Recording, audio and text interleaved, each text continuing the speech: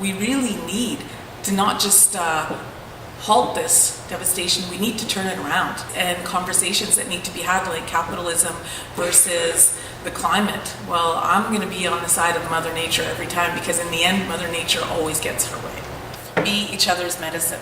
Whatever healing you can provide for yourself, for someone else, do that. And the way forward is together, united, whatever title people fall under. But when those lines become invisible to each other, that's when we actually become one.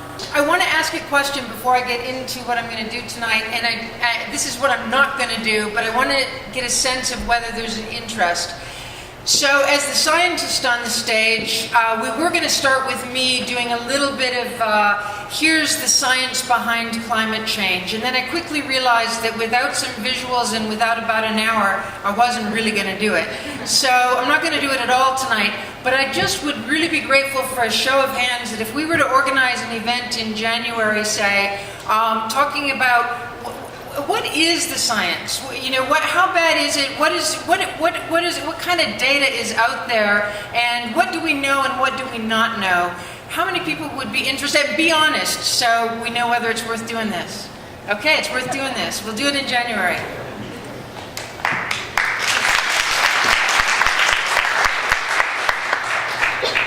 I needed something else to do. Okay, so I just, I'm the scientist on the stage. It's got to be concrete, straightforward, simple, or I can't deal with it. So, climate change is happening. I think everyone in this room is aware. It's here, it's now, it's pretty bad. And I think everybody's pretty much in tune with the idea that burning fossil fuels is putting greenhouse gases up in the air, and that's the problem. That's a big part of the problem. So I don't think we have any issues with those two statements of scientific fact. And after hearing what you've heard today from the rest of the panel, I don't think that we have any issues with the social reality that there are a lot of injustices globally and intergenerationally with respect to the fact that climate change is happening. There's a lot of people, a lot of the biotariat suffering, and will be suffering more because of climate change.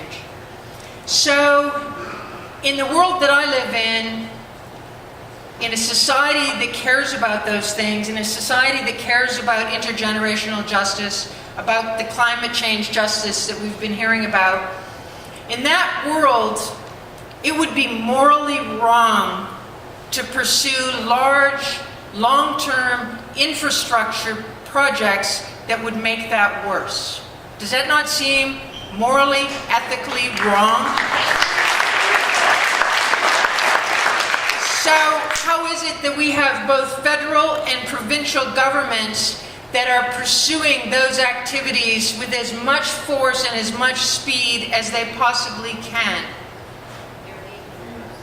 We're being betrayed. We have been betrayed by our governments. And I, again, like to be simple and as concrete as possible, and ideas like neoliberal capitalism, I have a hard time knowing how to think about that. But I do know how to think about things like Bill C-38 that went through at the end of 2012, big omnibus bill. Many, many issues with that, but one of them was the revisions of the NEB Act, and the NEB Act is now made to order for the big oil companies. It's exactly what they want it to be. And now for Kinder Morgan, we don't have a joint review panel that includes the environment. We simply have the NEB. We basically have a highly oil-biased committee that is evaluating whether this pipeline is in the national interest. And that evaluation pretty much involves, gee, Kinder Morgan, what do you think? Is this going to be safe? Is this going to be good for us? Is this good for our economy? And that's the limit of the regulation. So I think that up there on Burnaby Mountain, we're experiencing something. So just a couple very, very quick stories about living up there.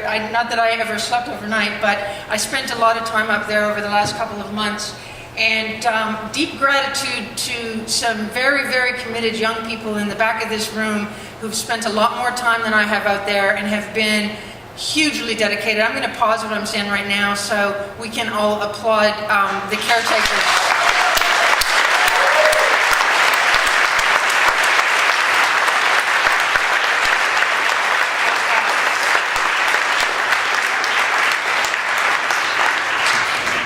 I was sitting around the sacred fire one evening, so working on the mountain, it's a delight because I get to stop by the camp as I'm coming and going from work. And coming back on the after work one day, and I stopped at camp, sitting around the campfire, and someone else stopped by and delivered an envelope to me and said, you know, I thought I would find you here. And so the joke was that my new address was Blockadia. So that was pretty cool. So I just want to say that I think, sorry, I lost my train of thought a little bit there. We do have this issue now, and sitting up there in Blockadia and talking to a diversity of people and getting new ideas and having debates about things, it's occurred to me, and this is a little bit hard to admit, but I have a much deeper understanding of what the First Nations in this country have lived with for years and years, and to me, I guess I somehow thought that was in the history or in our history, but to realize that it's in our present and it's here and now was a powerful thing for me. And sitting up there, it hit me that I didn't stand up for the First Nations. I was blind to what was happening in their experience. Their world was over here. It wasn't something that I saw. And all of a sudden, here I was in a situation where my governments weren't sticking up for me. I felt that they had been, they were looking after the interests of others. I was in their position, and I was understanding Blockadia, and I was understanding the resistance that they have been putting forward as their only option. And so I hope that more of us can wake up really fast and put up lots of resistance and simply not let Harper and Christy Clark continue on this path of collusion with the big energy. So I just have one last thing to say, and it relates back to Brad's opening in the emotional response. And I think one emotional response that maybe we don't talk about too much is fear. And fear is something that, I think we got struck with that when we had 3 inches of legal papers dropped on our desks at 5 o'clock on a Thursday afternoon saying that the hearing in the Supreme Court of BC was the next day at 2. The slap suit that Steve and I were both named in. And there's lots, the whole purpose of that is to scare us and to silence us. And we can't allow ourselves to be scared and silenced by these companies or by our government. And I would say that our current governments, both Liberal and in BC and the Conservative federal, that fear is a big tool that they use, and they use it in the context of the economy.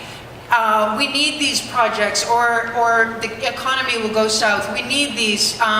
We need to have security. They scare us about our security, and they scare us about our quality of life, and it is all fear. And if we can let go of that fear and step back and step across the fear, step through the fear, and just embrace what really matters in life, they no longer have the power over us. And I think that locally, we can work together in communities like Blockadia, in lots of other contexts, and I think these local communities have tremendous power when we don't succumb to the fear. So, you guys have been sitting and listening long enough. That's all I have.